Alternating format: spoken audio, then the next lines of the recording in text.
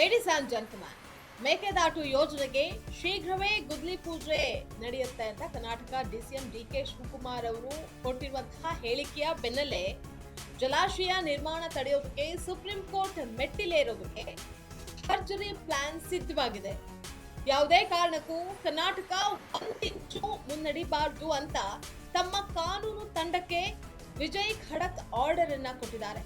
ತಮಿಳುನಾಡು ರೈತರ vote bank ಕಣ್ಣಿಟ್ಟು ದಳಪತಿ ನಡೆಸ್ತಾ ಇರುವಂತಹ ಈ ಹಠಾತ್ ಹೈಡ್ರಾಮಾ ಕರ್ನಾಟಕದ ಪಾಲಿನ ಮಹತ್ವಾಕಾಂಕ್ಷಿ ಯೋಜನೆಗೆ ಮತ್ತೆ ವಿಘ್ನ ಎದುರಾಗುತ್ತಾ?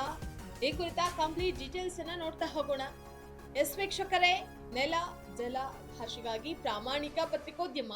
ನೀವು ನೋಡ್ತಾ ಇದ್ದೀರಾ ಫೋಕಸ್ ಟಿವಿ. ನಾನು ನಿಶ್ಚಿತ. ಬೆಳೀತಾ ಇರುವಂತಹ ಸಿಲಿಕಾನ್ ಸಿಟಿ ಬೆಂಗಳೂರು ಮತ್ತೆ ಸುತ್ತಮುತ್ತಲಿನ ಜಿಲ್ಲೆಗಳಿಗೆ ಮುಂದಿನ ದಿನಗಳಲ್ಲಿ ಕುಡಿಯುವ ನೀರಿನ ಭೀಕರ ಕ್ಷಾಮ ಎದುರಾಗುತ್ತೆ ಅನ್ನುವಂತಹದನ್ನ ಅರಿತಂತಹ ಕರ್ನಾಟಕ ಸರ್ಕಾರ ಮೇಕೆದಾಟು ಬಳಿ ಒಂದು ಬೃಹತ್ ಸಮತೋಲನ ಜಲಾಶಯವನ್ನ ನಿರ್ಮಾಣ ಮಾಡೋದಕ್ಕೆ ಮಾಸ್ಟರ್ ಪ್ಲಾನ್ ಅನ್ನ ಸಿದ್ಧಪಡಿಸಿತ್ತು.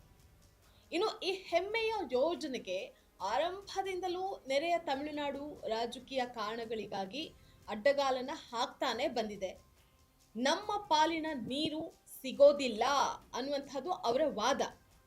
ಆದ್ರೆ ಕರ್ನಾಟಕ ನಾವು ಯಾರ ನೀರನ್ನ ಕದಿತಾ ಇಲ್ಲ, ತಮಿಳುನಾಡಿಗೆ ಕೊಡಬೇಕಾದಂತಹ ಪಾಲನ್ನ ಕೊಟ್ಟು ವ್ಯರ್ಥವಾಗುವಂತಹ ನೀರನ್ನ ಮಾತ್ರ ನಾವು ಸಂಗ್ರಹ ಮಾಡ್ತೀವಿ ಅಂತ ಸುಪ್ರೀಂ ಕೋರ್ಟ್ ನಲ್ಲಿ ದಿಟ್ಟ ಹೋರಾಟವನ್ನ ನಡೆಸ್ತಾ ಇದೆ. ಹಾಗೆ ಕರ್ನಾಟಕ ಡಿಸಿಎಂ ಡಿಕೆ ಶಿವಕುಮಾರ್ ಈ ಯೋಜನೆಗೆ ಶೀಘ್ರದಲ್ಲೇ ಡಿಪಿಆರ್ ಸಲ್ಲಿಕೆ ಮಾಡಲಾಗುತ್ತೆ.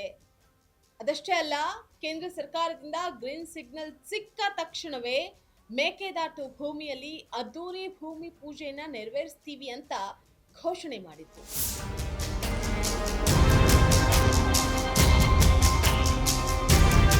ಆದ್ರೆ ಡಿಸಿಎಂ ಡಿಕೆ ಶಿವಕುಮಾರ್ ಹೇಳಿಕೆಯನ್ನ ಕೊಟ್ಟಂತಹ ಬೆನ್ನಲ್ಲೇ ಮೇಕೆದಾಟು ಯೋಜನೆಯ ವಿರುದ್ಧ ಕಾನೂನು ಹೋರಾಟವನ್ನ ಮುಂದುವರಿಸೋದಕ್ಕೆ ಸೂಚನೆ ನೀಡಿತು. ಕರ್ನಾಟಕದ ಮಹತ್ವಾಕಾಂಕ್ಷಿಯ ಮೇಕೆದಾಟು ಜಲಾಶಯ ಯೋಜನೆಯನ್ನ ಯಾವುದೇ ಕಾರಣಕ್ಕೂ ಅನುಷ್ಠಾನಕ್ಕೆ ತರೋದಕ್ಕೆ ಬಿಡಬಾರದು ಅಂತ ತಮಿಳುನಾಡು ಮುಖ್ಯಮಂತ್ರಿ ಜೋಸೆಫ್ ವಿಜಯ್ ಅಧಿಕಾರಿಗಳಿಗೆ ಖಡಕ್ ಸೂಚನೆಯನ್ನ ನೀಡಿದ್ದಾರೆ.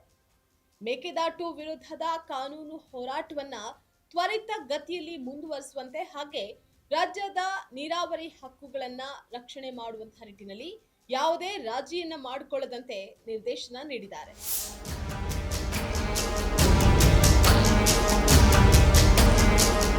ಕಾನೂನು ಹೋರಾಟದ ಮಾತುಗಳ ಬೆನ್ನಲ್ಲೇ ಈಗ ಪರಿಸ್ಥಿತಿ ಸಂಪೂರ್ಣ ಉಲ್ಟಾ ಹೊಡೆದಿದ್ದು, ಈ ಯೋಜನೆಗೆ ಜಾರಿ ತರಲೇಬೇಕು ಅಂತ ಪಟ್ಟನ್ನ ಹಿಡಿದಿದ್ದಂತಹ ಕರ್ನಾಟಕಕ್ಕೆ ಈಗ ತಾಂತ್ರಿಕ ಮತ್ತು ಕಾನೂನಾತ್ಮಕ ನಿಯಮಗಳೇ ಉರುಳಾಗುವಂತಹ ಭೀತಿ ಎದುರಾಗಿದೆ. ಪರಿಸರ ಇಲಾಖೆಯ ಅನುಮತಿ, ಸುಪ್ರೀಂ ಕೋರ್ಟ್ನ ಹಳೆಯ ಆದೇಶಗಳು ಮತ್ತು ಕಾವೇರಿ ನೀರು ನಿರ್ವಹಣಾ ಪ್ರಾಧಿಕಾರದ ಕಠಿಣ ನಿಲುವುಗಳು ಮೇಕೆದಾಟುಗೆ ದೊಡ್ಡ ತಡೆಗೋಡೆಯಾಗಿ ನಿಂತಿದೆ. ಡಿಸಿಎಂ ಡಿಕೆ ಶಿವಕುಮಾರ್ ಮತ್ತು ಎಡಿಎಂಕೆ ಪಕ್ಷಗಳು ಹೇಗೆ ವಿಜಯ್ಗೆ ಒತ್ತಡವನ್ನ ಹಾಕಿದ್ದಾರೆ ಅಂತಂದ್ರೆ, ಮೊನ್ನೆ ತಾನೇ ಅವರ ವಿರುದ್ಧವಾಗಿ ಹೇಳಿಕೆಯನ್ನ ಕೊಟ್ಟಿದಂತಹ ಟಿವಿಕೆ ಪಕ್ಷಕ್ಕೆ ಇವತ್ತು ಅವರ ಪರ ಮಾತನಾಡಿದ್ದಾರೆ. ನಮ್ಮ ಪಕ್ಷಕ್ಕೆ ಆಡಳಿತಕ್ಕೆ ತೊಂದರೆ ಉಂಟಾಗಬಹುದಾ ಅನ್ನುವಂತಹ ಒಂದು ಕಾರಣಕ್ಕಾಗಿ ಹೀಗೆ ಹೇಳಿಕೆಯನ್ನ ಕೊಟ್ಟಿದ್ದಾರೆ ಅನ್ನುವಂತಹದ್ದು ಸಹ ಗೊತ್ತಾಗುತ್ತೆ.